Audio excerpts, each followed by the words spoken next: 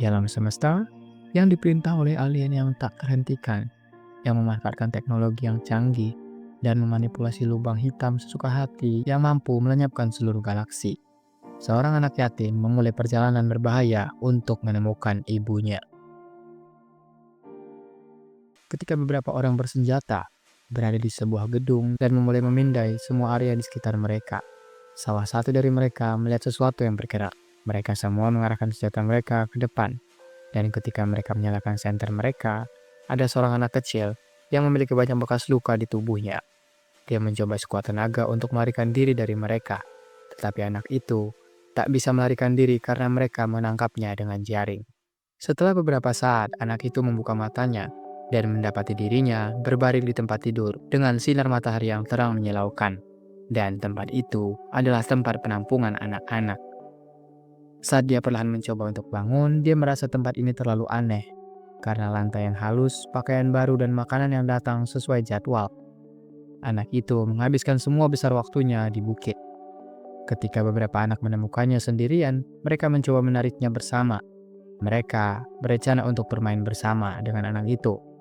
Namun anak itu seperti binatang. Dia berjongkok dan berteriak keras, menakuti semua anak-anak lain seperti kucing. Tiba-tiba, dia melihat seekor kupu-kupu di dekat kepalanya dan mulai bermain-main dengan kupu-kupu itu, layaknya seekor kucing. Melihat kejadian itu, seorang wanita yang merupakan pengasuh di sana bertanya-tanya, apakah anak itu tidak dapat berbicara? Gadis pengasuh di sana juga menyangkalnya, menjelaskan bahwa dia belum belajar berbicara dan tim penyelamat menyebutkan bahwa dia mungkin tumbuh bersama hewan. Sontak, wanita itu terpikir sebuah cerita, yaitu Mowgli yang hidup bersama hewan-hewan dalam cerita itu. Ketika wanita itu mengatakan bahwa anak itu mirip seperti Mowgli, gadis pengasuh itu tampak bingung. Wanita berambut merah itu tertawa dan mengatakan bahwa orang muda mungkin tidak tahu dan itu bisa dimengerti. Dia menambahkan bahwa itu dari sebuah cerita sebelum dia datang. Sebuah bel mulai berbunyi di atap sebuah rumah dan semua anak mulai berkumpul di dekat seorang gadis pengasuh. Dan anak itu mulai dengan rasa ingin tahu memperhatikan mereka. Ketika gadis itu mulai memberikan beberapa surat kepada anak-anak, tiba-tiba dia mendengar suara yang mengatakan kepadanya bahwa itu adalah sebuah surat. Seorang gadis kecil berambut merah menjelaskan bahwa itu dikirim oleh seorang sponsor. Dan terkadang mereka mengirim hadiah. Gadis itu kita sebut saja Dina. Dia bertanya apakah anak itu tidak memiliki sponsor, tetapi dia tidak menjawabnya. Dan Dina mulai menyeretnya bersamanya. Dan mereka akhirnya bermain bersama, mencoba menguburnya di dalam tanah. Mereka juga berdebat tentang orang dewasa yang dikira jahat atau baik, dan mereka malah memutuskan bahwa setengahnya baik dan setengahnya jahat. Saat mereka makan bersama, Dina berbicara tentang seorang anak bernama Matthew yang diberikan mainan besar oleh seorang sponsor. Karena hal tersebut juga, Matthew menjadi pribadi yang tidak berhenti membanggakannya. Dina juga bercerita tentang anak bernama Lily yang sponsornya membelikannya pakaian yang sangat norak. Saat belajar, Dina juga mengatakan kepadanya bahwa anak bernama Joe bahkan berbicara dengan sponsornya dan itu benar-benar menjijikkan. Dan di situ, Dina menjelaskan bahwa dia tidak membutuhkan sponsor karena ibunya berjanji untuk datang dan menjemputnya. Mereka bersembunyi di bawah meja di malam hari. Ketika Dina menjelaskan bahwa setelah dia tidur hanya selama 100 malam, ibunya akan datang dan 100 malam akan berlalu dalam sekejap mata. Kemudian dia dengan sedih mengatakan kepadanya, dia berharap ibunya segera datang. Saat anak itu mendengarkan keluhan dan aspirasi Dina, anak itu menatap langit malam dan berkedip sambil melihat bintang-bintang. Rasanya seolah-olah bintang-bintang berlalu dengan cepat. Keesokannya, pengasuh memberi mereka sebuah cerita, menunjukkan mainan alien kepada mereka semua, dan berkata kalau alien itu turun dari ujung terjauh ruang angkasa. Dan seorang guru menjelaskan kepada anak-anak bagaimana mereka semua bisa menjadi teman. Saat mereka bermain-main, seorang anak dengan kacamata mengatakan itu tidak benar. Salah satu dari mereka bertanya mengapa guru akan berbohong kepada mereka. Ia juga menjawab bahwa itu jelas karena mereka mengira bahwa mereka masih bayi kecil. Lalu dia meletakkan buku besar di depan mereka. Dan penasaran, anak lain bertanya di mana dia mendapatkan buku besar itu. Dia menjawab bahwa dia mengambilnya dari kantor kepala sekolah, sambil membalik-balik halaman. Dia mulai menjelaskan bahwa dahulu kala alien tiba di bumi. Manusia melawan menggunakan senjata super kuat yang disebut Hyde. Gua penasaran dan cari tahu dari beberapa fans yang ngebahas itu, dan gua nemuin paling cocok kalau senjata itu Evenly Annihilation Energy Katana. Dengan kata lain, itu adalah senjata pemusnah. Tetapi senjata itu malah dimakan oleh alien, dan pada akhirnya manusia tidak punya pilihan lain selain menyerah. Salah satu anak mengerutkan kening dan bertanya-tanya mengapa alien memakan senjata itu. Anak berkacamata itu kebingungan, mengangkat bahunya dan berkata itu sederhana. Mereka hanya lapar. Lonceng menara berdentang sekali lagi, dan semua anak berkumpul di sekitarnya. Seorang pengasuh yang sedang membagikan surat, dia memanggil nama anak itu dengan sebutan Mori, yang merupakan protagonis dalam cerita ini, dan menyerahkan surat yang baru saja tiba untuknya. Saat dia memegang surat itu di tangannya, dia memeriksanya dengan seksama. Pengasuh itu mengatakan kepadanya bahwa dia sekarang memiliki sponsor dan bertanya, apakah Mori tidak senang? Tiba-tiba dia mendengar suara detak ember yang jatuh ke tanah dan berbalik untuk melihat. Ternyata Dina telah berdiri di sana dengan mata yang berkaca-kaca. Dina pun berlari dan setelah itu Dina duduk menangis di bawah meja di tempat biasa mereka bercerita. Ketika Mori tiba, dia menyuruh Mori pergi. Mori mulai mondar-mandir di ruangan itu. Dia tidak tahu harus berbuat apa. Tiba-tiba terdengar suara retakan dan Dina berbalik untuk melihat apa itu. Semua barang yang Mori anggap berharga, termasuk kue yang pecah, tergeletak di lantai, ditaruhnya di dekat Dina. Mori berdiri di dekatnya dengan gugup. Dina bertanya apakah ini satu-satunya barang yang dia hargai dan dengan sedih mengambil kue itu. Dina menyembunyikan wajahnya dan berkata bahwa sebenarnya 100 malam telah berlalu. Tetapi ibunya masih berpikir dia tidak bisa menghitung sampai 100. Air mata mengalir di wajahnya saat dia bergumam bahwa dia sendirian sekarang. Tiba-tiba Mori bersandar di punggungnya. Dengan bingung, berharap ini bisa menenangkan gadis itu. Namun tingkah Mori ternyata berhasil menenangkan Dina. Dia berbalik tetapi segera tersenyum pelan. Dina tiba-tiba mengeluarkan kue dan bertanya apakah dia benar-benar bisa memakannya. Hal itu membuat Mori tidak nyaman. Gadis itu kemudian melambaikan kue itu di udara di depan Mori yang meneteskan air liur. Mereka mulai berbaikan seperti semula dan mereka tertawa terbahak-bahak saat bermain di bawah meja. Kemudian Dina menyadari bahwa Mori buta huruf. Jadi dia mengambil surat itu dari Mori dan memperhatikan bahwa surat itu hanya mengatakan halo di sana. Dina bingung. Dia membalik surat itu untuk memeriksa apakah ada sesuatu yang lain. Mori memperhatikan sesuatu jatuh. Itu adalah bunga kristal biru cemerlang yang menakjubkan. Dia tercengang melihat hal seperti itu. Setelah beberapa saat, dia memegang bunga yang sama sementara semua anak lain sekitarnya tertidur. Ketika dia mendekatkan bunga itu ke hidungnya dan menghirup aromanya, dia terpesona oleh aromanya. Segera setelah itu, Mori pun tertidur dengan damai. Bel menara bunyi sekali lagi dan seorang gadis memanggil Mori dengan gembira, menunjukkan kepadanya surat baru, sementara wanita berambut merah memberinya beberapa hadiah, sambil berkomentar bahwa Mori sangat beruntung. Ketika teman-temannya tiba, mereka tercengang melihat Mori duduk di tengah tumpukan hadiah yang menjulang tinggi. Dina mulai membaca suratnya tetapi surat itu terdiri dari kata-kata dasar dan masih memiliki tulisan tangan yang tidak rapi. Sementara teman-temannya yang lain dengan bersemangat memeriksa hadiah-hadiahnya. Ada boneka yang bisa berbicara dan satu set krayon berwarna. Mereka bertanya-tanya siapa orang ini dan mengapa mereka begitu murah hati. Mereka pikir mungkin mereka sangat kaya dan mungkin mereka memiliki motif tersembunyi. Krayon yang berwarna-warni pemberian sponsor itu berkilau sangat menarik bagi Mori. Dia pikir itu adalah makanan jadi Mori malah memasukkan itu ke mulutnya dan hendak memakannya. Melihat kejadian itu mereka segera menghentikannya. Lalu Dina menunjukkan cara menggunakannya. Kesadaran itu menyambarnya bagai sambaran petir. Dan waktu itu berlalu begitu saja. Cuaca hangat hari itu. Jadi anak-anak memutuskan untuk membantu mencuci. Mereka dengan bersemangat menggulung celana mereka dan mulai mencuci pakaian dengan kaki-kaki kecil mereka. Beberapa bahkan mengubahnya menjadi permainan yang menyenangkan. Dina bertanya-tanya apa yang begitu menarik tentang itu saat Mori menginjak pakaian, gelembung-gelembung kecil berwarna-warni terbentuk, membuatnya semakin bersemangat sampai dia tiba-tiba terpeleset dan jatuh ke dalam ember. Seseorang memanggil gadis berambut merah itu saat dia memperingatkan untuk tidak melangkah terlalu keras saat itu. Dia berbalik dengan bingung dan melihat seorang wanita berlari ke arahnya, memanggilnya dengan nama Rodina. Diliputi kegembiraan, Dia berlari ke depan dan tanpa sengaja menjatuhkan ember saat dia mencapai wanita itu. Dia memeluknya sambil menangis memanggil ibunya. Saat Rodina memeluk ibunya di depan anak-anak yatim lainnya, Mori berdiri di sana, benar-benar tercengang menyaksikan pemandangan yang terbentang di hadapannya. Keesokan harinya mata Dina bengkak karena menangis dan dia menyuruh Mori untuk berhati-hati. Dia memperingatkannya untuk tidak makan terlalu cepat atau dia akan berakhir dengan gangguan pencernaan. Kemudian dia menyerahkan sepatu dan tas kecilnya dengan lembut memberitahunya untuk tidak berjalan-jalan tanpa alas kaki lagi. Tiba-tiba dia mulai menangis lagi, tampak lebih menawan, dengan cepat memeluknya di antara air matanya.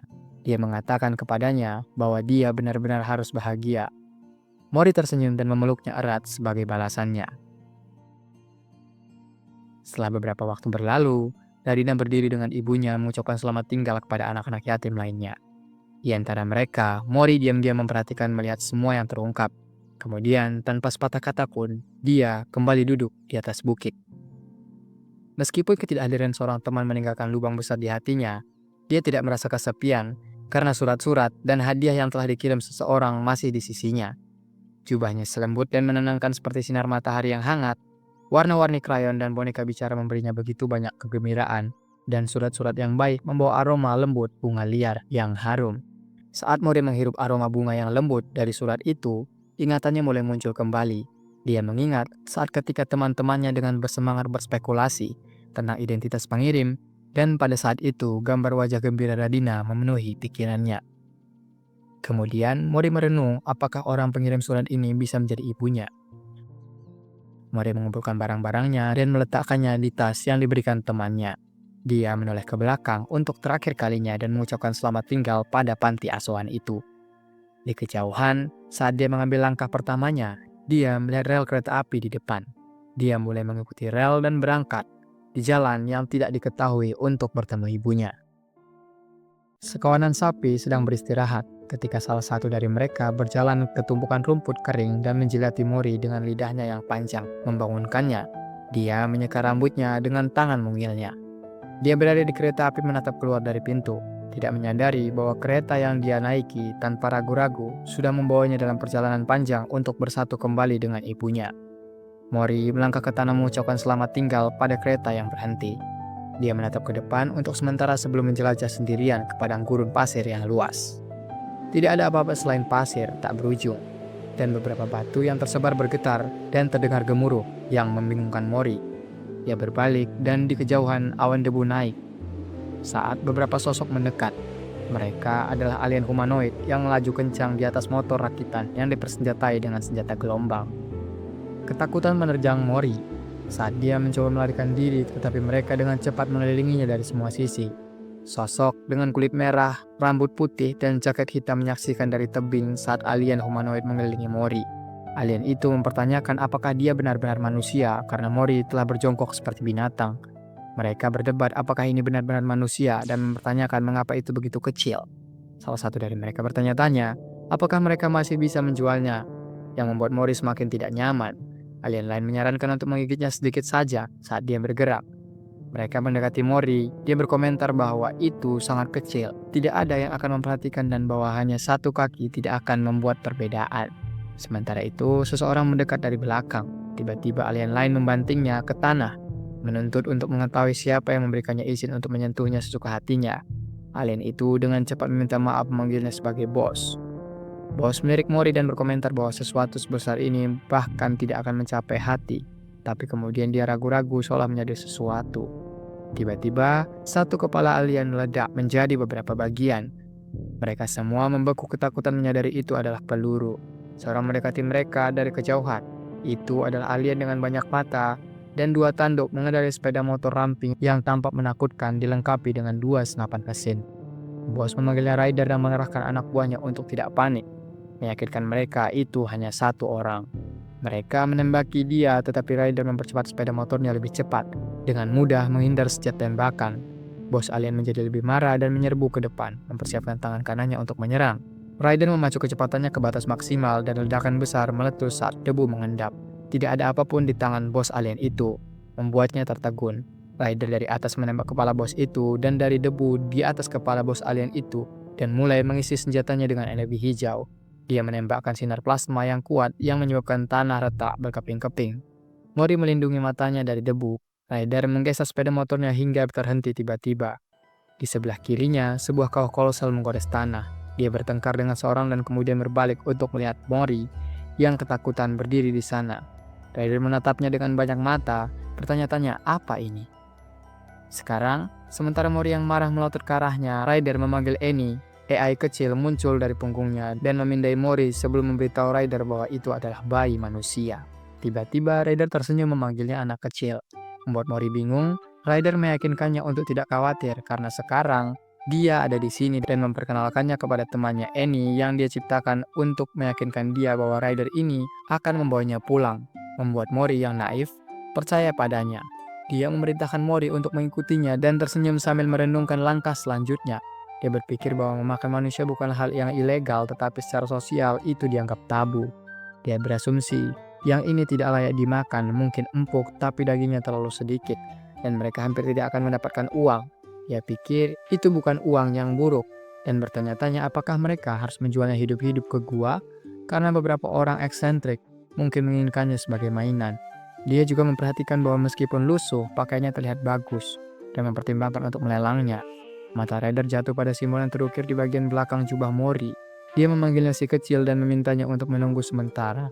Dia memeriksa apa yang ada di sana.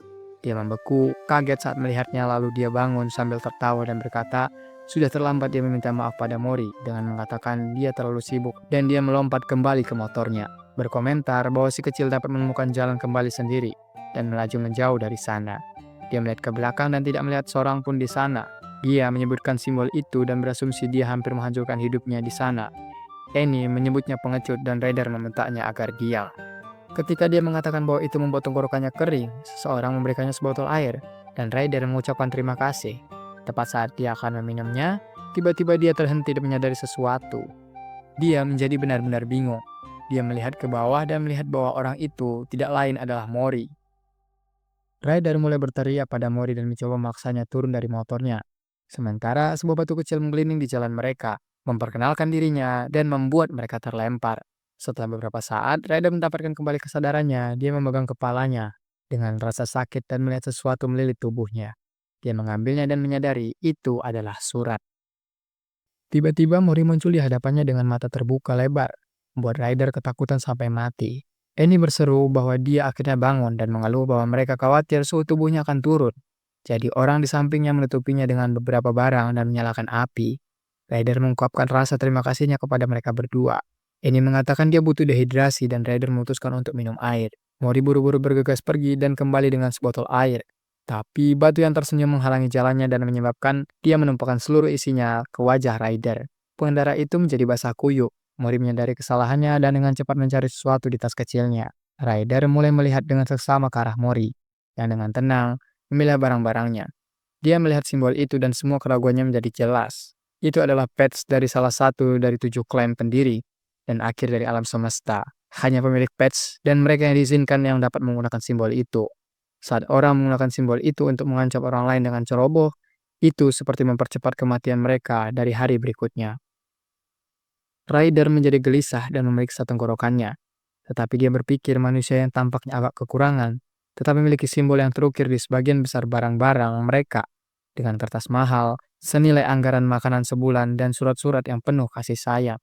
Ryder menjadi semakin yakin jika mereka berhasil mengantarkan anak itu, mereka pasti dapat mengeklaim hadiah. Ini menyebutkan bahwa baterainya hampir habis. Ryder menyarankannya untuk beristirahat, dan saat motornya mulai menghilang, dia mengamati gurun dan mengingat jalan menuju kota sambil berjalan. Seekor kadal mengamati mereka dan Ryder berkomentar bahwa seorang seperti dia merupakan penyelamat hidup dan jarang ditemukan. Beberapa waktu kemudian, kadal itu menemukan pasangannya sementara Ryder membanggakan bahwa dialah satu-satunya yang benar-benar mengenal daerah itu. Setelah kadal itu mati, saat keluarganya menangis, Mori dan Ryder masih berkeliaran di padang pasir. Ryder berbicara pada Mori, tetapi perhatian Mori teralihkan dan terlihat sibuk dengan sesuatu. Frustasi, Ryder berteriak menuntut bagaimana dia berani tidak memperhatikan saat dia berbicara, tetapi Mori sedang memakan serangga aneh mengkilap. Ryder itu terdiam karena terkejut dan buru-buru mencoba membuat Mori meludahkannya. Dia merasa lega akhirnya mengetahui dia berhasil. Dia mulai berteriak pada Mori tetapi Mori berpaling dan Ryder dengan tegas mencoba untuk memalingkan wajahnya ke arahnya. Dia menjelaskan perihal serangga bahwa jika kakinya memiliki warna kebiruan seperti ini, mungkin itu beracun dan jika itu tanaman, dan akarnya bengkak dan bulat serta membiru ketika terancam, mereka pasti beracun. Ryder bertanya apakah dia mengerti dan Mori mengangguk. Dia pikir seharusnya tidak ada masalah lagi sekarang, tetapi terkejut melihat Mori mencoret-coret motornya. Dia berteriak pada Mori lagi ketika dia melihat menyentuh tanaman berbahaya seperti kaktus. Kemudian, setelah beberapa kejadian, Mori malah terjebak di dalam pasir hisap dan Ryder membersihkannya sambil memanainya sekali lagi. Akhirnya dia tergeletak di tanah, benar-benar kehabisan tenaga. Merenangkan pilihan hidupnya, dia melihat Mori yang menggambar sesuatu.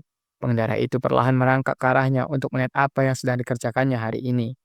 Mori mengumumkan sesuatu dan menunjukkan gambar-gambarnya, tetapi Reda tidak mengerti apa yang dia katakan.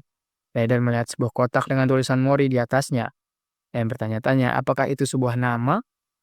Dia menunjuk ke gambar yang digambar dengan menggunakan jaket hitam dan bertanya apa benda hitam itu.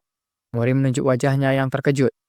Ryder mencoba memastikan lagi. Ryder melihat lebih dekat pada gambar itu dan menatap untuk waktu yang lama.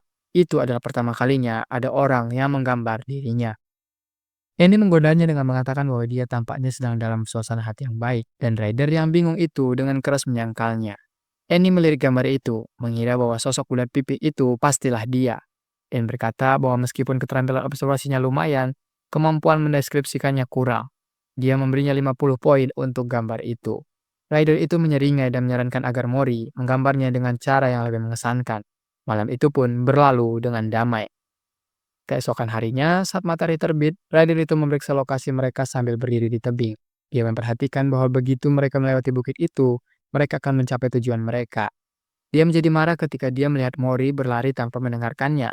Dia memperingatkan bahwa jika Mori tidak bergegas, dia akan meninggalkannya.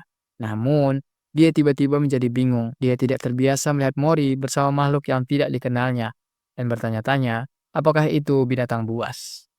Tiba-tiba tanah bergetar dan makhluk sejenisnya muncul untuk melindungi makhluk yang kecil. Makhluk itu meletakkan telapak tangan yang menyala-nyala di bahu Mori dan memancarkan api yang kuat di sekujur tubuhnya, memperdalam perhatian Ryder terhadap Mori. Ryder mengarahkan senjatanya ke makhluk itu dan berteriak padanya. Saat dia melepaskan tembakan, makhluk yang lebih besar datang dengan cepat mencoba melindungi makhluk yang lebih kecil. Ryder bergegas menuju Mori. Ketika Ryder akhirnya mencapai Mori, keputusasaan menguasainya, melihat kobaran api yang berkedip-kedip, karena takut anak itu akan berubah menjadi abu tanpa meninggalkan jejak. Tetapi pada saat itu jubah itu mengepul, dan di depan mata Ryder dan Annie yang tertegun, jubah itu memadamkan api satu persatu seperti tabir yang tersihir. Di dalam jubah itu ada kekosongan hitam, dan Mori pingsan setelah semuanya berakhir. Mereka berdiri di sana dengan kaget karena ngeri oleh kekuatannya. Ryder yang khawatir bertanya kepada Mori apakah dia baik-baik saja. Dia mulai memeriksa Mori dengan hati-hati dan hampir tersandung karena terkejut. Dengan marah dia melirik ke belakang dan mengarahkan senjatanya ke makhluk itu dan mulai berteriak kepadanya. Makhluk itu bergerak untuk melindungi yang lebih kecil, membantah. Tetapi Ryder tidak dapat memahaminya dan menuntutnya untuk mengetahui apakah dia berpura-pura menjadi korban. Makhluk itu menjadi gugup ketika Ryder bertanya apakah anaknya satu-satunya di sini dan berteriak bahwa Mori hampir menjadi barbeque. Saat mereka berdebat, seorang diam-diam mendekati mereka. Saat tanah mulai bergetar, Annie memperingatkan Ryder bahwa sesuatu datang dari bawah. Tiba-tiba, cacing tanah besar seperti alien muncul dan mulai mengelilingi mereka, menjulang di atas Ryder dan Mori. Ryder menyadari itu adalah orang dewasa pada awalnya. Ryder memutuskan dia harus mengirim Mori kembali. Annie memperingatkannya bahwa makhluk itu mendekat. Tetapi makhluk itu dengan lembut membenturkan yang kecil yang berdebat dengan Ryder dan menundukkan kepalanya sebagai permintaan maaf bersama dengan makhluk yang lain. Ryder benar-benar bingung dengan ini dan berteriak bahwa dia tidak akan membiarkan mereka pergi dengan mudah. Kemudian makhluk kecil itu bergerak lebih dekat ke Mori, membuatnya bingung. Ia menawarkan batu berkilau, membuatnya terpesona dan bersemangat mau beraktivitasnya tasnya dan mengeluarkan selai tanaman berbulu untuk makhluk itu. Dengan gembira mereka mulai berputar-putar di sekeliling Ryder yang bingung. Setelah itu mereka meninggalkan makhluk besar itu yang membawa makhluk kuning kecil itu dengan senang pergi meninggalkan Mori. Ryder juga melirik Mori yang memegang erat jubahnya. Dia memberitahu Mori bahwa dia selamat karena jubah itu. Dia menjelaskan bahwa itu adalah benda ajaib dengan perlindungan yang sangat baik dan kemungkinan juga memiliki kemampuan mengatur suhu. Dia menyuruhnya untuk berterima kasih kepada siapapun yang memberikannya. Dan dengan gembira, Mori mulai berputar-putar lagi di sekeliling Ryder. Setelah senja, mereka berdua tidur di tanah dekat api unggun dan Ryder merenungkan momen itu dengan Mori. Dia memanggil Annie dan memerintahkannya untuk menampilkan data tentang manusia. Layar digital mulai memuat di depan matanya dan memberitahunya bahwa itu semua data yang mereka miliki. Ryder mengatakan anak itu pasti memiliki seorang ibu. Annie tampak bingung. Jadi Ryder menjelaskan bahwa tidak seperti mereka yang membelah diri, manusia bereproduksi sejak lama. Ketika penguasa bumi pergi sebentar ke luar angkasa dan kemudian kembali, banyak bentuk kehidupan baru telah muncul saat mereka tidak ada. Di antara mereka, ada makhluk yang didorong oleh keserakahan yang besar dan agresi yang hebat disebut manusia. Mereka meyakinkan diri mereka sendiri bahwa segala sesuatu, mulai dari selai rumput di bawah kaki mereka hingga manusia lainnya adalah milik mereka. Seiring waktu, populasi mereka secara bertahap menyusut dan menghilang. Melihat bagaimana keadaan telah berubah, Raida berasumsi bahwa yang berkuasa tidak peduli dengan keturunan mereka. Dia melirik Mori yang tertidur lelap. Ia bergerak mendekat dan memeriksa tangan mungilnya. Mori tanpa sadar menganggap ibu jarinya saat beristirahat di dekat Ryder, dan tersenyum manis memikat Ryder dengan pesonanya. Saat Ryder main-main menyentuh pipi Mori, Mori menjauh membuat momen itu semakin menyenangkan bagi Ryder. Di sisi lain, seorang mengatakan hutan di sekitar tempat perlindungan sepenuhnya terdeteksi secara biologis, menambahkan bahwa mereka tidak mungkin melewatkannya, dan itu mungkin karena jubah pemberian mereka. Alien dengan 4 mata menjawab bahwa dia akan menemukannya tanpa gagal. Sementara Ryder terus bermain dengan Mori, sama sekali tidak menyadari apa yang akan terjadi di keesokan harinya. Tiba-tiba Mori terbangun di padang rumput di bukit tempat biasa. Dia duduk memandangi surat-surat saat berada di panti asuhan itu. Mori heran bagaimana dia bisa kembali lagi ke sana. Sementara dia sangat ingat kalau dia telah meninggalkan tempat itu untuk melakukan perjalanan. Ternyata sebelumnya hanya sebuah mimpi. Kini Mori telah berada di atas motor yang dikendarai Ryder. Ryder sadar kalau Mori sudah bangun dari tidurnya dan menunjukkan pemandangan kota pada Mori. Sesampainya di kota itu, Mori melihat berbagai hal baru yang tak pernah dia lihat sebelumnya. Tak lama, dia langsung dikelilingi orang sekitar karena merasa Mori sangat lucu. Ryder merasa kalau Mori sangat terlihat mencolok di kota itu. Jadi, Ryder menggendongnya. Annie juga merasa kalau Mori menjadi sangat populer di kalangan alien di sana. Mereka terus berjalan hingga sampai ke bar. Di sana Ryder bertemu temannya, Valentine. Dia berniat untuk mencari informasi. Pertemuan itu membuat Valentine merasa baru kali ini ia melihat Ryder membawa anak manusia. Dia bertanya-tanya sejak kapan Ryder memutuskan untuk memelihara manusia. Ryder tidak menjawab itu dan langsung memberikan amplop surat Mori. Di sana, Ryder mencari tahu lambang klan yang ada di surat itu. Valentine pun memberitahu kalau itu adalah lambang dari klan Pai. Valentine sangat yakin, karena sebelumnya dia pernah bertransaksi dengan lambang seperti itu. Dan kebetulan, dia punya ciri-ciri rambut hitam seperti Mori. Valentine memberitahu kalau Ryder bisa bertemu dengan orang dari klan itu di kota yang ditinggali hakim. Tentu Ryder agak kaget, karena bukan sembarang orang yang mampu masuk ke sana, terutama Ryder yang pada dasarnya adalah seorang buronan. Valentine jadi penasaran bagaimana Ryder menemukan anak manusia itu. Tapi Ryder tak memberitahu dan mengalihkan percakapan dengan bertanya tentang energi bar. Itu adalah baterai untuk mengaktifkan Annie. Di sana Ryder kaget karena harga energi bar melonjak sangat tinggi. Karena tak punya uang yang cukup, akhirnya Ryder jadi bingung. Di sana, Annie memberikan saran untuk menjual barang Mori, tapi Ryder berkata kalau hal tersebut akan memperpendek umurnya. Lalu Ryder melihat batu yang didapat sewaktu berada di gurun dan bertanya berapa harga dari batu itu. Valentine memegang batu itu dan tahu kalau itu adalah batu tumas. Dia sedikit memperagakan keunikan batu itu, tapi Mori hampir mengamuk karena melihat batu itu pecah. Ajaibnya, batu itu punya daya tarik seperti magnet dan membuatnya kembali utuh seperti semula. Namun sayang, batu itu tak memiliki harga karena bisa ditemukan dimanapun. Dan seperti dugaan Ryder, batu itu tak berharga. Jadi dia memberikannya lagi kepada Mori. Tapi batu itu jatuh dari tangan Mori. Dia berusaha mengambilnya kembali. Karena batu itu bergulir makin jauh dari tempat Ryder berada. Sewaktu menemukan batu itu, Mori berhadapan dengan alien lain yang wajahnya menyeramkan. Tubuhnya sangat tinggi dan berkata kalau Mori sangat lucu dan menarik perhatiannya. Alien itu dengan cepat menarik Mori dan mengurungnya di kantung yang berada di dalam tubuh alien itu. Mori panik karena terjebak di dalam kantung itu. Dia berusaha memanggil Ryder dan Annie, tapi suaranya tak bisa tercapai mereka. Sementara Ryder baru menyadari kalau Mori tidak ada lagi di sekitarnya. Ryder mulai panik dan mencari-cari Mori. Namun, sudut mata Ryder secara kebetulan menangkap seseorang yang keluar dengan terburu-buru dan yakin kalau dia telah membawa Mori. Ryder mencoba mengejarnya, namun pengejaran itu terhambat karena itu terjadi di keramaian pasar. Waktu Ryder sudah dekat dengan pencuri itu, ia malah melompat ke jalur terbawah yang membuat Ryder semakin jauh darinya. Annie pun mencoba mengidentifikasi kalau dalam tubuh alien itu terdapat makhluk bersuhu 36 derajat yang disimpannya. Ryder semakin yakin kalau itu adalah Mori dan semakin kesal dengan pencuri itu. Ryder pun mulai mengejar pencuri itu, namun kali ini dengan bantuan Annie. Dia berperan untuk menelusuri kemungkinan kabur pencuri itu dengan cara memindai area sekitar. Walau ada 14 rute, namun Annie dapat mengarahkan Ryder dengan cepat ke titik paling terdekat dengan pencuri itu. Ryder terus bergerak tanpa ragu walau harus menghancurkan sebuah masterpiece yang baru saja dibuat di kota itu. Annie menyadari kalau pencuri itu mengubah rutenya. Ryder pun dengan cepat mendekati pencuri itu. Tiba-tiba pencuri itu melompat dari ketinggian yang sangat tidak wajar.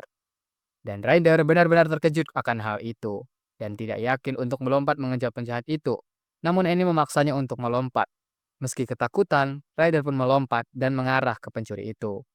Agar tidak bisa kemana-mana, Annie mengeluarkan motornya dan menghadangnya dari arah yang berlawanan. Pencuri itu malah bertanya, kenapa Ryder mengejarnya dengan cara yang menakutkan seperti itu. Pencuri itu kebingungan. Namun, Ryder berteriak memanggil Mori, dan suara Mori terdengar dari tubuh pencuri itu. Annie pun mengidentifikasi kalau itu benar-benar Mori. Ryder meminta agar Mori dikembalikan, namun pencuri itu menolak karena merasa kalau Mori terlalu lucu dan berniat untuk memeliharanya. Mendengar niatan pencuri itu, Annie menyadari kalau ketakutan Mori semakin meningkat, yang membuat Ryder panik dan menghunuskan senjatanya.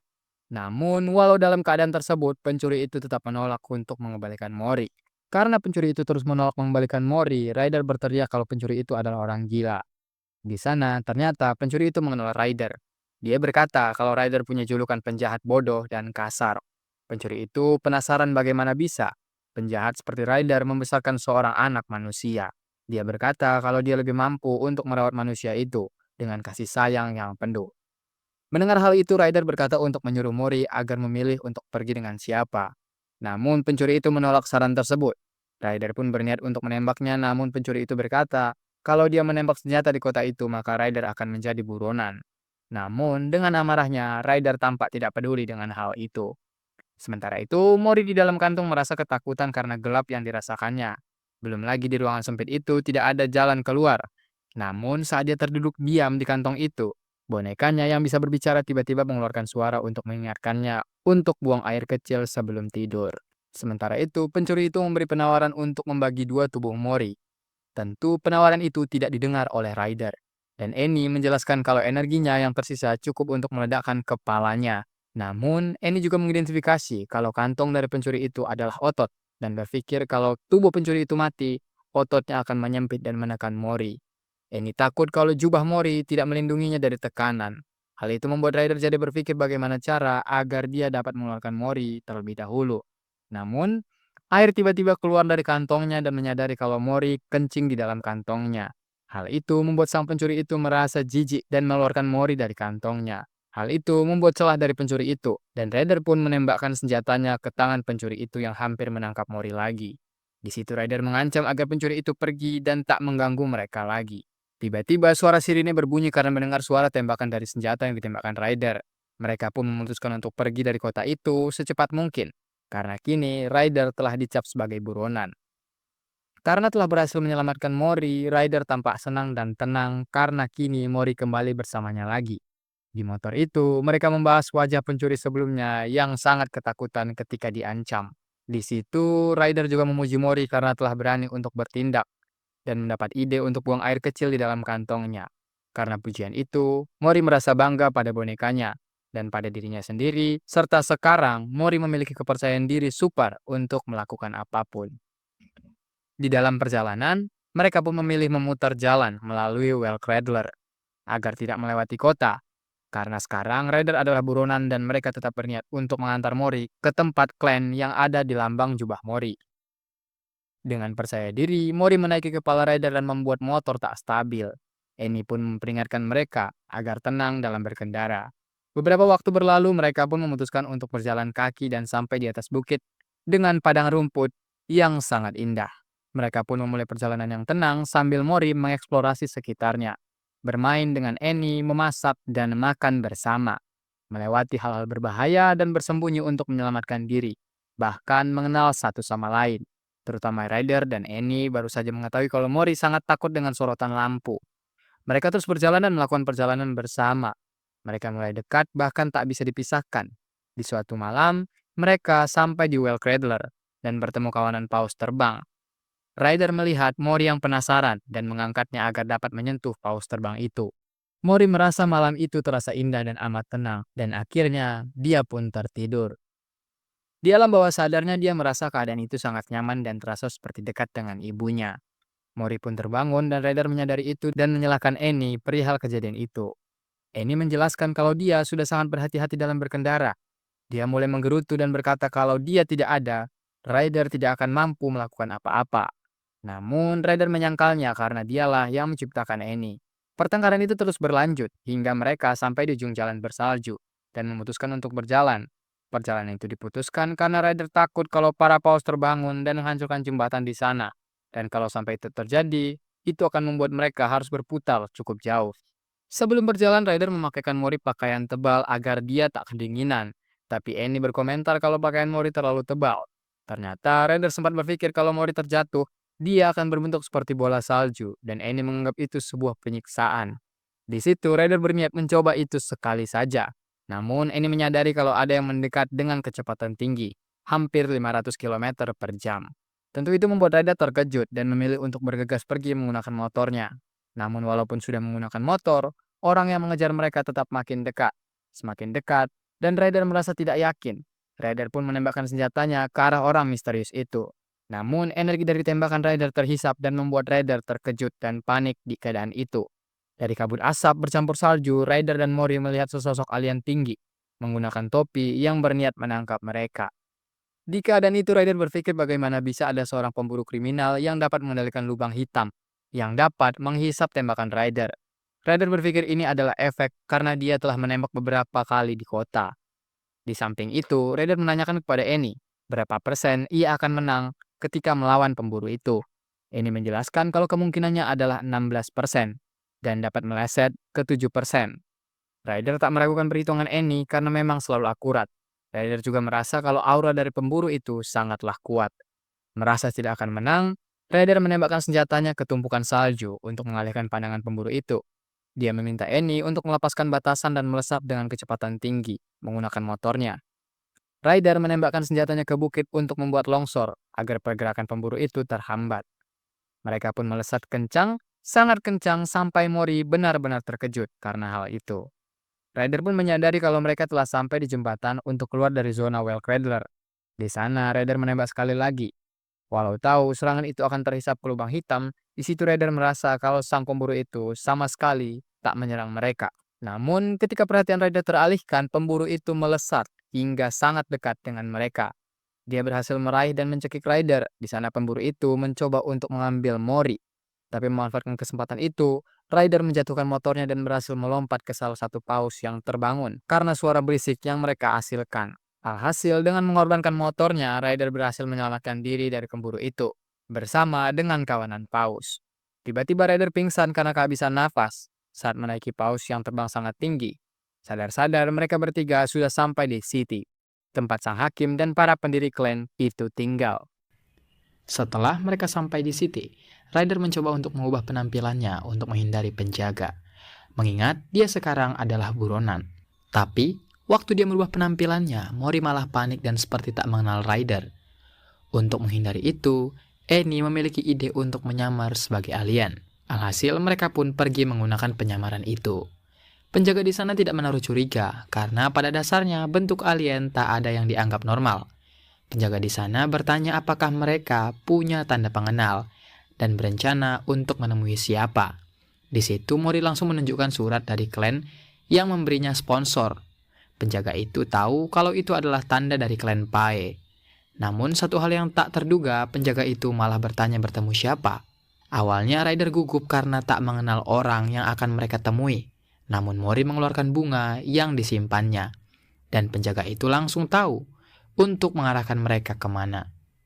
Setelah masuk ke portalnya, suasananya berubah. Suasana di sana mengingatkan Mori pada suasana di panti dulu. Dengan lingkungan yang familiar, Mori berlari untuk mendekati rumah yang berada di sekitar sana.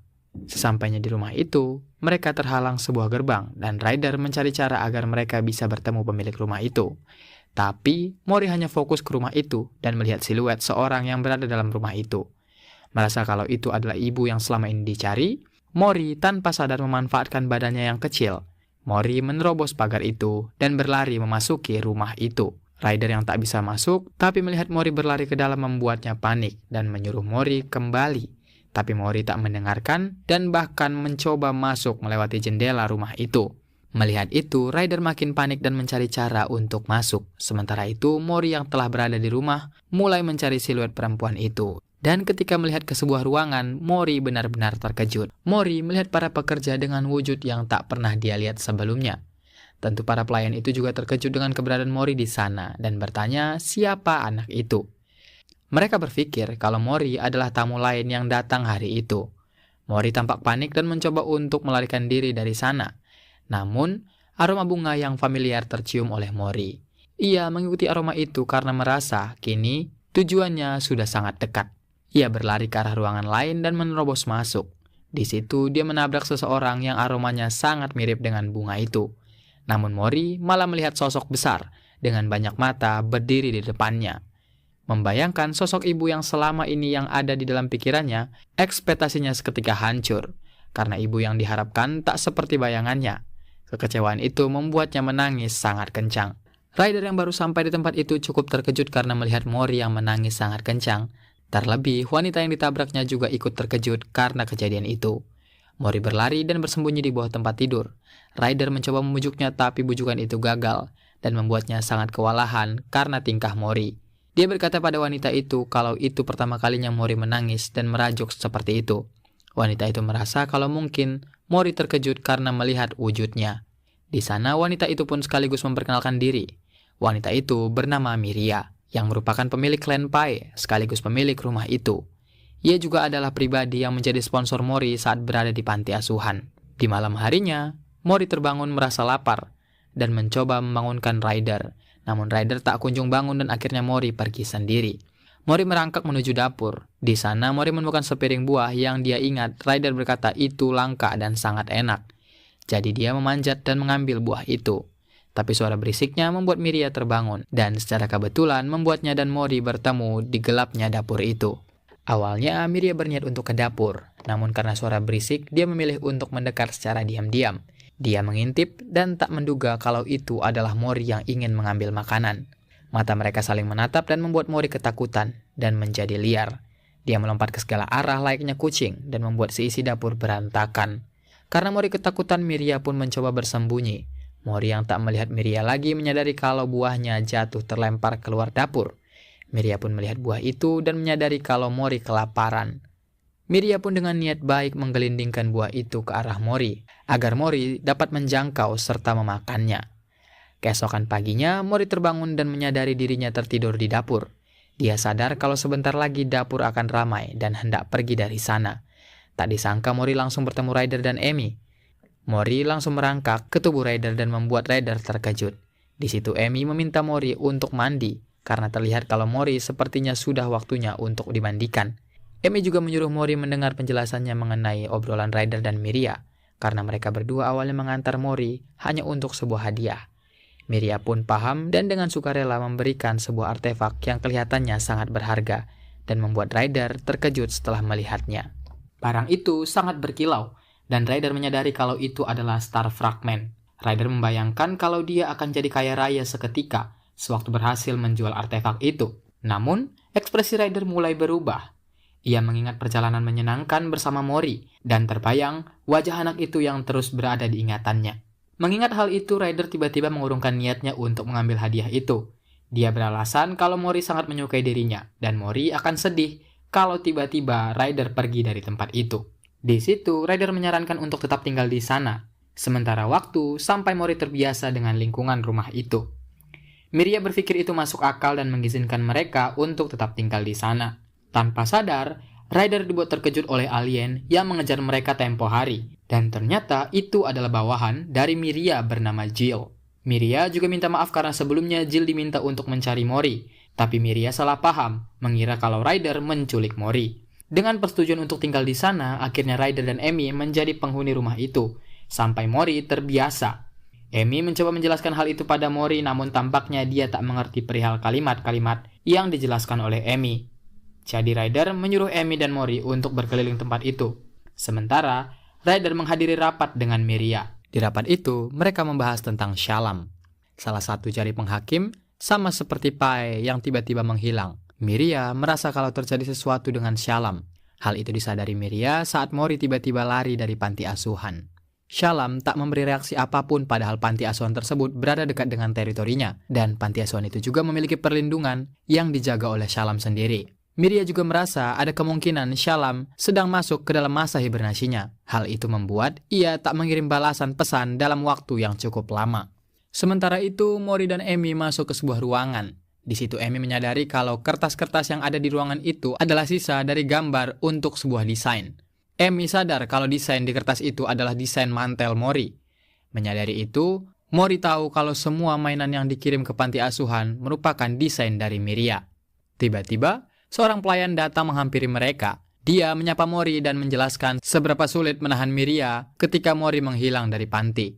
Pelayan itu juga menjelaskan rumah yang saat ini mereka tempati adalah bangunan yang didesain langsung oleh Miria agar dapat memahami Mori. Mori menyadari kalau sebenarnya Miria adalah orang baik. Namun Mori tetap ketakutan ketika melihat wajahnya. Menyadari mereka tak kunjung dekat, Ryder memiliki ide untuk mendekatkan mereka dengan hal-hal yang disukai Mori.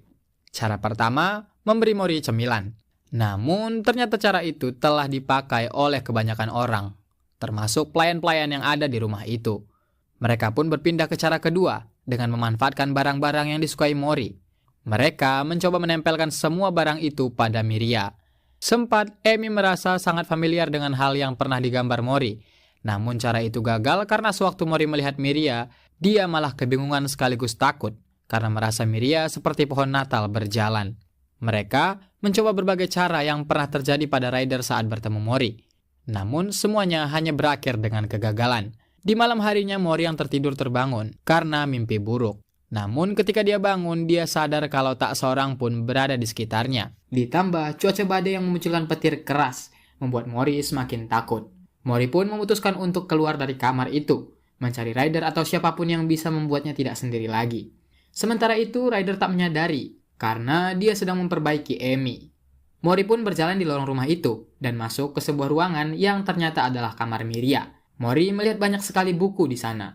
Tiba-tiba, suara petir membuatnya kaget dan secara refleks membuatnya melompat ke Miria yang sedang tertidur di bangku. Walau sesaat entah kenapa ketika berada di dekat Miria, Mori merasakan kenyamanan dan kehangatan yang dipikirkannya ini adalah kehangatan seorang ibu. Malam makin larut dan kenyamanan itu membuat Mori tertidur. Merasa ada yang aneh, Miria terbangun dan sangat terkejut karena tak menduga Mori telah tidur di pangkuannya. Takut Mori terbangun, Miria pun memilih untuk tidur di kursi itu sambil mengendong Mori. Keesokan paginya, Ryder yang semalaman suntuk memperbaiki fitur Emi mengatakan kalau lain kali, penggunaan mode turbo sangat dilarang. Kebetulan, di lorong mereka bertemu beberapa pelayan yang kerepotan menyapa mereka. Di sana, Ryder berinisiatif untuk mengambilkan koran pagi di depan pintu. Sewaktu melihat berita yang ada di koran itu, Ryder sangat terkejut, karena berita itu memuat dirinya yang dicap sebagai alien berbahaya. Miria yang tiba-tiba muncul membuat Ryder semakin panik dan menyembunyikan koran pagi itu. Di sana, Miria mengatakan kalau dia ingin mengajak Ryder dan Mori untuk berbelanja ke tengah kota. Tentu, Ryder semakin panik, terlebih sekarang dia adalah seorang yang telah menjadi buronan. Setelah sampai di tengah kota, mereka disambut spesial oleh para alien di sana. Itu adalah tempat Miria membuat pakaian. Ruangan itu dirancang secara virtual agar pengguna dapat memakainya langsung dan menyesuaikan desainnya. Kesulitan mencari pakaian manusia membuat Miria menyerahkan semua itu kepada ahlinya. Awalnya Mori enggan untuk mendekati alien itu. Namun, cerita yang dibicarakan Miria membuat alien itu dapat mendekati Mori dengan barang kesukaannya. Di samping itu, Ryder yang takut identitasnya sebagai buronan terungkap, dia terkejut karena Miria mampu pergi ke tengah kota tanpa bertemu siapapun. Di situ, Ryder meminta Emi untuk mendeteksi berapa CCTV yang ada di tempat itu. Selagi memberitahu lokasi dari CCTV, Ryder menyusun rencana agar dia bisa pergi dari kediaman Miria secepat mungkin. Tapi perhatiannya teralihkan karena Miria mendesain baju yang sangat lucu pada Mori. Karena fitur virtual design yang ada di sana, Miria, Ryder, dan Emi malah mencoba berbagai hal pada Mori. Dan dalam kondisi itu, dia terpikir tentang kondisinya yang saat ini buronan bukanlah sesuatu yang perlu ditutupi. Karena hal itu terjadi karena melindungi Mori dari penculikan alien sewaktu di kota. Ia berencana mengatakannya kepada Miria, namun Ryder mengurungkan niatnya karena sadar tak akan ada yang percaya. kalau makhluk sekasar dia mampu dan mau merawat manusia. Karena telah terlanjur memanggil Miria, Ryder mengganti pertanyaannya menjadi pertanyaan seputar Mori yang dipanggil lingkaran tercinta. Miria pun menunjukkan sebuah foto pada Ryder.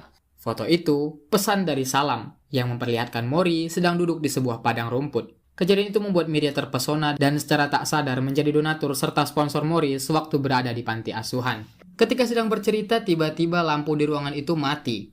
Alien pelayan di sana berinisiatif untuk menghidupkan lampu cadangan, namun lampu tersebut menyorot Mori secara langsung dan membuatnya kaget. Mori berlari keluar dari tempat itu dan membuatnya tak sengaja tersenggol orang lain di keramaian. Ia juga hampir terinjak, namun Ryder yang panik berteriak dan mengejarnya. Karena paniknya, Ryder tak sadar kalau di luar ada CCTV yang mengawasi. Hampir saja CCTV itu mengarah ke Ryder. Miria dengan cepat menutupi Ryder dan mengeluarkan kekuatan black hole-nya untuk menolong Mori. Di dalam black hole itu, Mori sangat ketakutan dan menangis di pelukan mereka. Sesampainya di rumah, Miria membahas kejadian tadi yang membuat Mori panik dan menjadi liar. Mereka menduga kalau Mori panik karena sebuah cahaya. Namun bukan cahaya biasa, karena Ryder pernah membakar pohon dan cahaya dari pohon itu bahkan tak membuat Mori takut. Miria juga menjelaskan kalau pencahayaan di rumahnya yang menggunakan lilin dan lampu minyak juga dibuat untuk memahami kebiasaan Mori. Karena Miria mendengar kalau di panti asuhan, Mori dan temannya sering berada di pencahayaan lampu minyak. Di sana, Amy membuka catatannya yang berisi Mori yang takut terhadap lampu sorot seperti senter. Mereka pun menyimpulkan kalau Mori takut pada lampu sorot berbentuk bulat yang ada dalam kota sebelumnya. Untuk menanggulangi traumanya itu, Miria pun memiliki ide untuk menunjukkan pada Mori cerita yang memanfaatkan bayangan dari sorot lampu berbentuk bulat. Awalnya, semuanya berjalan lancar. Namun, buku cerita yang dibaca Amy sudah dicoret-coret oleh Mori dan membuatnya tak bisa dibaca. Karena hal itu, Amy pun mengarang ceritanya dan hal itu di luar dugaan.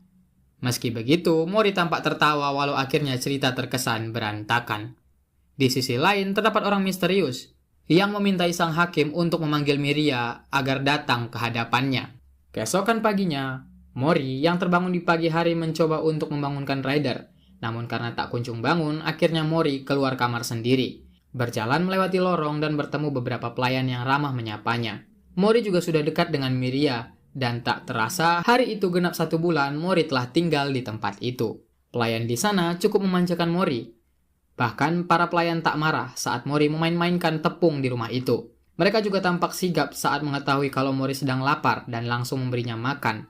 Bahkan Jill, sosok alien pengawal Miria, terbiasa untuk mencuci wajah Mori yang kotor. Setelah sebulan di sana, Mori kini tak ragu untuk bermain dengan Miria. Bahkan Ryder cukup terkejut dengan kedekatan mereka. Di sana Mori mengambil sebuah buku dan menyuruh Amy membacakan buku itu. Ternyata di dalamnya berisi tentang proses kembang biak alien, yang dimana ketika masa hidupnya berakhir, maka sosok alien akan tertidur untuk kembali seperti semula, atau membelah dirinya sama seperti yang dialami Hakim dan akhirnya menciptakan Miria.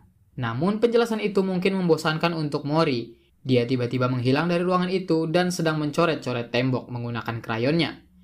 Karena terlalu sering mencoret-coret, salah satu pelayan mulai berani menegur Mori, lalu malah menyuruhnya membersihkan apa yang telah dibuatnya. Tentu kejadian itu tak biasa, membuat raut wajah Mori berubah menjadi sedih. Miria dan Ryder pun mendekatinya. Tak disangka, bel surat berbunyi. Ryder dengan cepat mengambil surat kabar tersebut dan merasa lega karena berita kali ini bukan perihal buronan. Setelah melihat surat itu, Miria meminta Ryder untuk berbicara berdua dengannya. Hal itu tentu membuat Ryder panik dan menduga-duga. Terlebih, dalam pembicaraan itu, Miria telah menghubungi Hakim dan membuat jantung Ryder berdebar kencang setelah mendengarnya. Ryder merasa kalau kini Miria melaporkannya untuk menangkap dirinya yang merupakan seorang buronan. Namun, semuanya terpatahkan. Ternyata Miria mengajak Ryder untuk bergabung ke dalam klannya dan akan berada di bawah perlindungan klan Pai. Karena sebelumnya, kalau Ryder berpikir akan ditangkap, Ryder tak mengira akan diajak bergabung ke klan Pai. Hal itu membuat Ryder cukup kebingungan. Di situ Miria menjelaskan rencananya yang telah memasukkan Mori ke dalam klan Pai. Namun karena tidak ada pengetahuan khusus perihal ras manusia, maka sang hakim memintanya untuk bertemu secara langsung. Miria juga berkata dengan masuknya Ryder ke klan Pai, secara tak langsung itu akan melindunginya dari status buronan. Perkataan Miria itu membuat Ryder sedikit panik karena Miria ternyata tahu perihal status buronan Ryder dari awal. Miria membiarkannya karena Mori sangat bergantung pada keberadaan Ryder. Terlebih, Miria menduga kalau Ryder mendapat status buronannya karena melindungi Mori dari para alien. Miria meminta Ryder untuk berpikir baik-baik perihal saran Miria sebelum memutuskannya, dan Ryder pergi dari tempat itu. Keluar dari ruangan Miria, Ryder melihat Mori sedang tertidur di lorong. Dia menggendong Mori dengan ekspresi yang cukup aneh menurut Amy. Keesokannya, mereka merapikan pakaian Mori, karena hari ini adalah hari pertemuan untuk memperkenalkan Mori kepada sang hakim.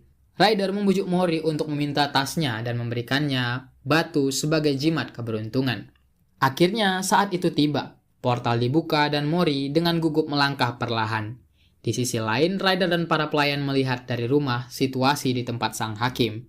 Miria menghadap sang hakim dan sang hakim muncul. Untuk pertama kalinya, Ryder melihat sang hakim. Miria mulai melambai meminta Mori untuk berjalan ke dekatnya. Mori mulai berjalan. Ia kini tak takut sorot lampu lagi. Karena tiap minggu mereka melatih Mori agar tidak takut. Pandangannya tampak meyakinkan, namun tiba-tiba Mori melihat seorang penjaga yang tampak seperti orang yang menangkapnya dulu, dan raut wajahnya berubah seketika. Karena sorot lampu bulat yang menghampirinya, trauma yang dimiliki Mori kembali. Dia panik dan terjatuh karena ketakutan. Ryder, Miria, bahkan Jill cukup khawatir di keadaan itu. Di situ, seorang prajurit yang sama dengan lampu sorot bulat memegang tangan Mori dan membuat traumanya memuncak.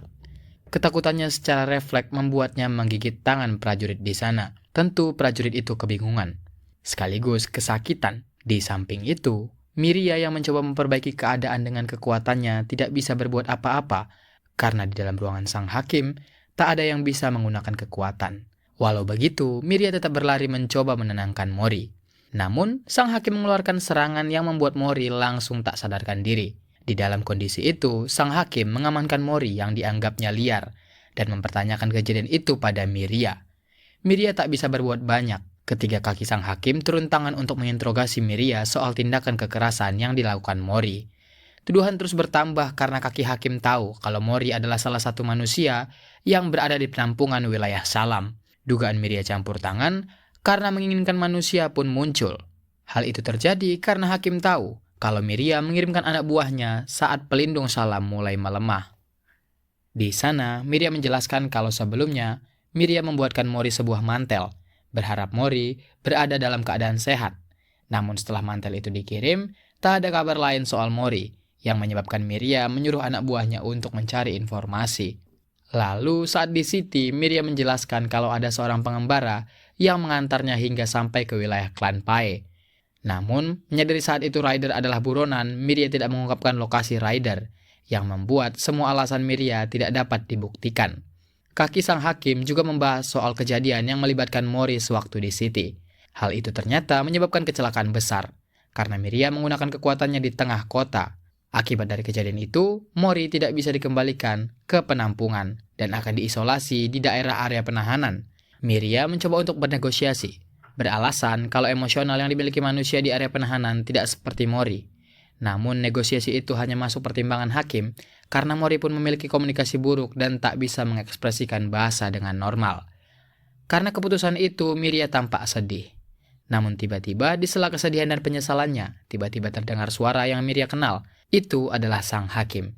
Di sana, dalam ruangan isolasi sang hakim, mempertanyakan keputusan Miria yang menyukai dan mencoba melindungi seorang manusia. Sang hakim menjelaskan kalau manusia punya rentang hidup singkat dan akan mengalami kematian, tak seperti mereka yang punya siklus hampir abadi. Sang hakim bertanya apakah Miria bisa bertahan saat di mana masa itu tiba. Beberapa hari setelah kejadian di tempat sang hakim, para pelayan mengatakan kalau Miria sangat terpuruk. Diskusi itu membuat Ryder berinisiatif untuk datang ke persidangan selanjutnya agar bisa menjamin pengakuan Miria sebelumnya. Namun Jill mengatakan pada Ryder kalau Miria saja sampai berbohong pada sang hakim tentang Ryder yang sudah tak bersama mereka. Jill menambahkan kalau penduduk gurun saja tahu kalau Ryder adalah seorang pelanggar hukum yang bertindak seenaknya. Jill mengatakan kepada Ryder kalau Miria saja dicurigai atas perkataannya. Bagaimana dengan Ryder? Seorang yang bahkan melakukan tindakan ilegal seperti menaruh kecerdasan buatan pada teknologi seperti Amy. Jill mengatakan kepada Ryder untuk tidak gegabah, karena itu akan berujung Ryder akan kehilangan Amy juga. Fakta yang diungkapkan secara bertubi-tubi membuat Ryder emosi dan memutuskan untuk meredakan emosinya. Amarahnya makin kuat saat mengingat wajah Mori. Saat melewati pintu, kebetulan pesan datang, dan Ryder mencoba membaca pesan itu, dan terkejut. Ia berlari menemui Miria dan mengatakan kalau permintaan mereka untuk berkunjung telah disetujui oleh sang hakim. Mendengar itu sontak wajah Miria bersemangat seperti mendapat harapan. Beberapa hari setelah itu, semua pelayan menyiapkan semua yang disukai Mori. Miria pun mulai membuka portal. Di samping itu, Ryder dengan wajah khawatir menatap Miria pergi melalui portal itu. Sesampainya di area penahanan, Miria diantar ke tempat Mori berada. Namun betapa kagetnya Miria melihat Mori yang lemas dengan beberapa selang pada tubuhnya. Hal itu disebabkan sejak Mori ditahan di sana, ia tak mau makan dan kadang menyerang staf di sana. Dan hal itu berakhir dengan pemasangan selang pada tubuh Mori. Pilihan itu diambil untuk menyuntikkan nutrisi pada tubuhnya tanpa harus berkontak fisik dengan Mori yang dianggap liar. Mengesampingkan itu, Miria menyerahkan barang-barang kesukaan Mori dan menjelaskan apa saja yang perlu dilakukan. Namun menatap Mori, Miria teringat pada ilusi yang ditunjukkan sang hakim dan terlarut dalam kesedihannya lagi. Sewaktu Miria pergi, Mori tersadar kalau Miria datang dan mulai menangis keras. Penjaga di sana tak mengerti kenapa Mori seperti itu dan malah memberi Mori obat penenang agar tetap tidur kembali. Sekembalinya Miria ke mansionnya, ia malah semakin murung. Tak ada pelayan yang berani mendekatinya karena kondisi yang tak stabil. Takutnya Miria marah dan membuat satu mansion itu hancur. Obrolan itu didengar Ryder dan Ryder langsung menuju ruangan Miria.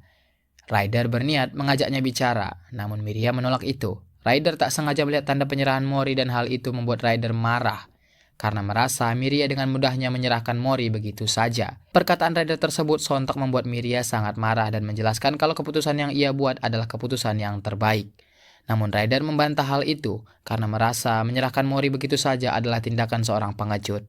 Namun Miria mengatakan kalau semenjak persidangan itu, tepatnya 2 minggu lalu, Mori tak mau makan dan menyebabkan selang infus harus tertancap pada tubuhnya agar tetap hidup. Melihat kondisi Mori yang begitu menyedihkan membuat Miria merasa kalau dirinya terlalu serakah hanya untuk manusia yang berumur pendek. Dia selama ini selalu beralasan agar bisa tetap terus bersama Mori, bahkan tak mengembalikan Mori hanya karena Shallam tak bisa dihubungi. Semua yang dilakukannya hanya karena kesukaannya semata pada Mori.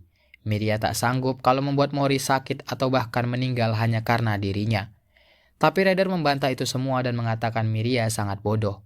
Ryder tahu kalau Mori dengan tubuh sekecil itu melakukan perjalanan berbahaya sendirian. Walau tahu itu berbahaya, Ryder tahu kalau Mori bertekad kuat untuk bertemu dengan Miria. Perkataan itu membuat mata Miria terbuka. Namun sayangnya sang hakim telah menghubunginya karena mereka telah menemukan orang tua untuk Mori di area penahanan. Di sana mereka menemukan ibu yang cocok untuk Mori. Namun Ryder kembali menyanggah perkataan Miria dan mengatakan kalau mereka cukup hanya menjadi sosok ibu untuk Mori. Dan perkataan itu benar-benar membuat Miria terkejut. Mereka pun mulai mencari informasi tentang manusia. Hal itu dimaksudkan untuk mencari informasi perihal ibu dan juga cara menjadi sosok ibu untuk Mori. Dari berbagai buku dan catatan Amy menemukan untuk menjadi sebuah keluarga manusia harus menjadi sesuatu yang mereka sebut suami istri. Dengan polos, Ryder menyebutkan dirinya dan Miria adalah suami istri. Namun entah kenapa walau tak paham itu, Jill tampak tak senang saat itu. Setelah itu Amy menjelaskan dalam keluarga manusia ada ayah dan ibu. Tapi dari penelitiannya, 85% anak seumuran Mori lebih menyukai ibu. Alien tak paham akan konsep gender pada manusia. Baik Miria ataupun Ryder, mereka berdua tetap bersikeras akan menjadi seorang ibu. Namun untuk keluarga proporsional, tak bisa ada 2 ibu dalam satu keluarga. Jadi beberapa pelayan mencoba untuk membuktikan siapa yang benar-benar pantas. Ada yang mengatakan pernah dipeluk Mori hingga 600 kali. Ada juga yang sering diinjak Mori bahkan sampai 400 kali. Bahkan ada pelayan yang sedih ketika mengetahui hanya dirinya lah yang sering memarahi Mori. Terlalu banyak pencapaian dan itu tak bisa diukur. Begitu juga dengan informasi yang mereka dapat dari buku. Jumlahnya sangat sedikit. Dan untuk menerjemahkan informasi cukup memakan waktu. Karena hal itu, Miria pun memutuskan untuk menemui Shallam. Namun, baik para pelayan dan juga Jill melarang Miria karena tindakan tersebut terlalu beresiko. Terlebih, Miria ingin mengunjungi ruangan penelitian Shallam yang disebutnya playground tanpa diundang. Mereka tahu kalau masuk tanpa diundang akan merusak jiwa bahkan dapat menjadi gila. Tapi Miria tetap ingin berangkat. Miria memutuskan untuk membawa Ryder dan Jill agar sewaktu di sana mereka bisa berpencar untuk menemukan Shallam secepatnya. Tanpa basa-basi, Miria pun menggunakan Starlight Piece yang sebelumnya Miria berikan pada Ryder untuk hadiah. Ryder tak menyangka kalau hari itu ia melihat Starlight Piece itu bekerja.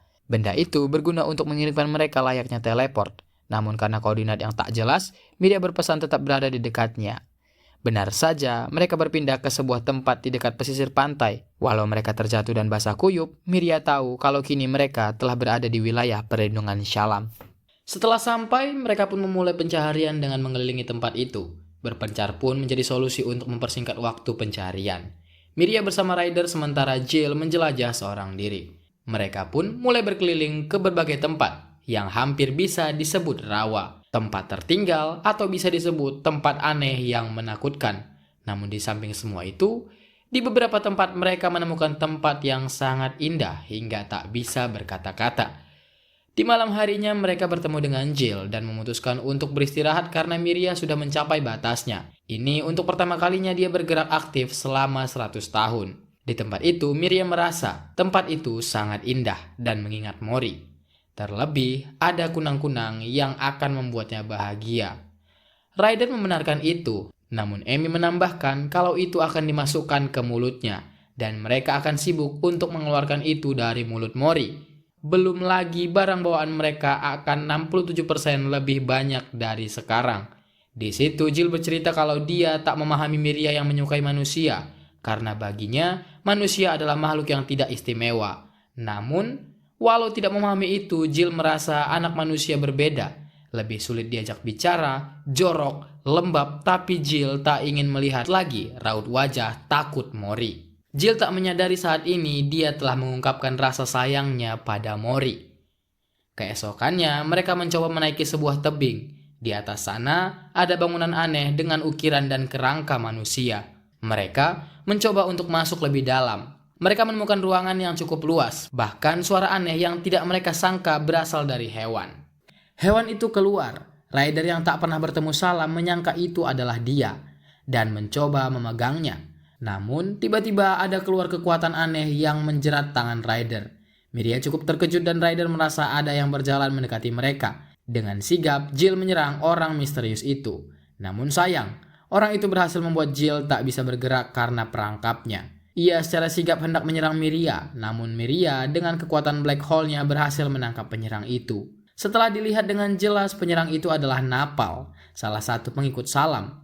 Napal terkejut karena biasanya yang datang ke tempat itu hanyalah hewan liar, dan tak menyangka Miria datang ke tempat itu. Napal meminta maaf atas penyerangan itu dan memberitahu kalau Salam sedang tak ada di tempat itu.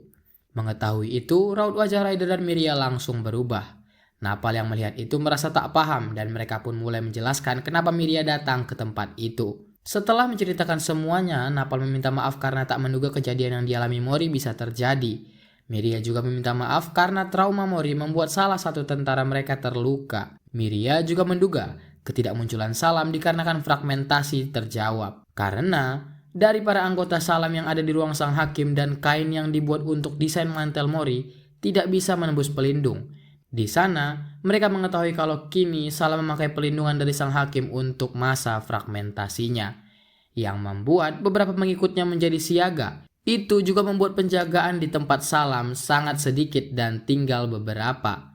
Napal menjelaskan kalau Salam adalah orang yang seenaknya dan masa fragmentasinya terjadi secara tiba-tiba, serta membuat kondisi teritori Salam agak kacau. Karena tak bisa bertemu Salam, Miria memasang raut sedih karena tak tahu lagi harus berbuat apa. Meski begitu, Napal mencoba menghiburnya dan memberi ide untuk melihat-lihat ciptaan Salam. Banyak yang ditawarkannya, namun satu yang membuat Ryder tertarik, yaitu ruangan pencatatan makhluk hidup, termasuk manusia. Semangat mereka muncul lagi karena mengetahui ruangan itu bisa diakses mereka. Karena semangat mereka menggebu-gebu, Napal pun membawa mereka pergi ke ruangan itu. Dalam perjalanan, Napal bercerita andai Salam ada di sana, ia akan sangat senang, karena Salam adalah pribadi yang sangat suka menunjukkan hasil temuannya. Bahkan, sang hakim sampai enggan untuk pergi ke sana. Setelah sampai, Napal membuka pintu ruangan itu dan berkata kalau itu akan membebani mereka karena ada gumpalan informasi yang menumpuk perihal banyak hal yang disukai Salam. Ryder dan Miria sangat terkejut melihat banyaknya informasi yang ada. Napal menjelaskan kalau catatan-catatan yang dibuat tidak pernah dirapikan dan dibiarkan menumpuk seperti itu. Tentu hal itu akan memperlambat mereka untuk mencari informasi karena yang mereka cari spesifik hanya seputar ibu. Dari perhitungan, paling tidak informasi dapat terkumpul dalam waktu 1 tahun. Hal itu sangat mustahil karena sidangnya akan dilakukan 2 hari lagi. Di sela kepanikan Ryder, Amy melihat sebuah amplifier. Alat itu digunakan untuk mempermudah klasifikasi. Ryder melarang hal tersebut karena Amy akan rusak sepenuhnya apabila penggunaan energi maksimalnya dipaksakan dalam waktu yang lama. Tapi, Amy tetap bersikeras dan mempertanyakan untuk apa dia diciptakan. Dia tetap memasang amplifier itu karena merasa dia juga adalah teman Mori. Alat itu pun aktif dan informasi mulai bermunculan. Di sela menahan energi dan kerusakan yang dialaminya, Amy mengingat Mori dan berharap nanti dia bisa bertemu dengan Mori lagi. Energinya pun membludak dan membuat chipset sistemnya overheat dan membuat Amy mati total. Di samping itu, Miria berhasil mengumpulkan informasi yang dibutuhkan dan mereka pun bergegas untuk kembali ke mansion. Sesampainya di mansion, Ryder dan beberapa pelayan berusaha untuk memperbaiki Amy. Walau Amy dapat kembali seperti semula, Ryder merasa kalau ada yang tak sempurna dari Amy. Di sisi lain, walau sudah tengah malam, buku-buku tentang informasi pendukung persidangan masih berserakan. Ketika keluar sejenak untuk menenangkan kepalanya, Ryder bertemu Miria yang terjaga. Di sana Miria menanyakan kabar Amy. Ryder menjelaskan kalau keadaannya baik-baik saja karena Miria memberikan suku cadang yang lebih bagus dari yang ia miliki sebelumnya. Namun karena kondisi memori yang parah, sepertinya Amy tak akan mengingat beberapa kejadian. Namun, walau begitu Ryder tetap percaya kalau Amy akan baik-baik saja. Ryder menyadari dokumen-dokumen yang mereka dapatkan sangatlah banyak. Bahkan Miria berkata kalau sampai malam itu pun dokumennya belum selesai dianalisa. Hal tersebut membuat Ryder bertanya-tanya apa sebenarnya sosok ibu itu. Dia yakin ibu bukanlah sekedar peran biasa, melainkan sebuah simbol. Miria juga sependapat dengan Ryder.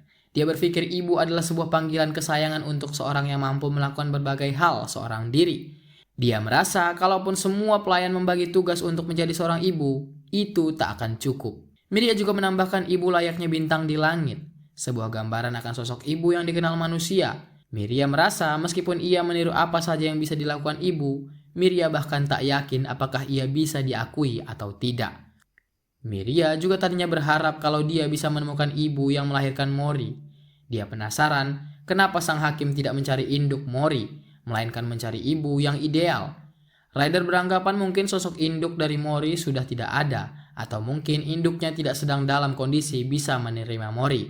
Saat melihat gambar anjing di dokumen itu, Miria menyebut satu fakta kalau boneka yang diberikannya pada Mori sebenarnya adalah boneka anjing. Ia ingin memberikan seekor anjing, namun karena spesiesnya yang langka, Miria mencoba membuatnya meski tak mirip seekor anjing. Ryder pun menambahkan, meski tak mirip, Mori sangat suka dengan boneka itu dan membuat Miria kembali tersenyum saat mengingat wajah Mori. Di sana Miria juga mengungkapkan tentang keiriannya pada Ryder yang bisa terus bersama Mori. Waktu pertama ia datang, Miria berpikir agar secepatnya mengusir Ryder. Namun dengan cerita itu, Ryder jadi tersenyum karena pada awalnya ia juga mengantar Mori hanya karena ingin mendapat sebuah hadiah. Mereka terus mengobrol di malam itu sambil menyiapkan semua bukti hasil analisis dokumen itu. Di sisi lain, walau dengan sedikit energi Ryder berhasil membangunkan Amy. Amy berkata kalau dengan dokumen yang sekarang kemungkinan menang adalah 36%. Itu belum cukup dan meminta Ryder untuk bertindak secepatnya. Di malam itu Ryder pun memutuskan keluar dari mansion untuk mencari pendukung tambahan. Di malam hari, di area penahanan batu topas yang Ryder berikan tiba-tiba bergerak sendiri dan membuat Mori terbangun dan berusaha mengambilnya. Tak disangka Ryder pergi ke area penahanan untuk bertemu Mori. Di sana, Mori sangat merindukan Ryder dan menangis di tangannya. Ia berkata kalau dia akan menyelamatkan Mori. Ia akan membawa Mori kemanapun dia ingin. Tak hanya menjadi ibu, Ryder juga akan menjadi ayah, bahkan kakek, nenek, kakak, paman, bahkan bibi sekalipun. Ia berharap ia bisa pergi lagi bersama Mori. Namun melihat kehidupannya yang berbahaya, Ryder mengurungkan niatnya dan mulai menjelaskan semuanya kepada Mori. Ryder butuh bantuan Mori karena keputusan kini berada di tangan Mori. Mendengar itu, Mori mencoba menjelaskan namun perkataannya tak jelas, membuat Ryder tak mengerti dan memberikan Mori buku gambarnya. Mori pun mulai menggambar semua memori indah yang diingatnya, namun terlalu banyak berpikir membuat ingatan itu samar-samar. Tapi dia tetap berusaha untuk menggambar semuanya. Ryder di sana memakan cukup waktu lama dan membuatnya ketahuan CCTV dan terlacak oleh keamanan di sana. Sementara pagi pun tiba dan persidangan akan dimulai. Namun para pelayan tak menemukan Ryder. Namun meski begitu, Miria percaya Ryder akan kembali dan dengan optimis berangkat ke persidangan itu. Persidangan itu pun dimulai dengan pertanyaan perihal penyerahan Mori kepada orang tua barunya. Diketahui kalau Miria menolak itu. Miria pun berkata, selama Mori tidak mengatakan secara langsung maka Miria tidak akan meninggalkannya. Di sana juga dibahas soal kemampuan Miria dalam merawat manusia. Miria beranggapan kalau berdiskusi ke tempat penampungan adalah solusinya. Namun solusi itu ditolak karena sebelumnya Mori telah ditelantarkan.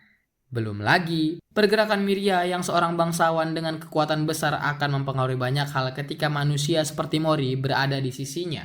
Di sana Miria berpikir kalau kekuatannya dianggap berbahaya, Miria rela melepaskan kekuatan itu. Tentu pernyataan itu secara tak langsung menghina sang hakim. Namun sang hakim kembali bertanya, seberapa pantaskah Miria untuk Mori? Di sana Miria kembali menjelaskan kalau dia sendiri tidak tahu seberapa pantas dirinya untuk merawat Mori.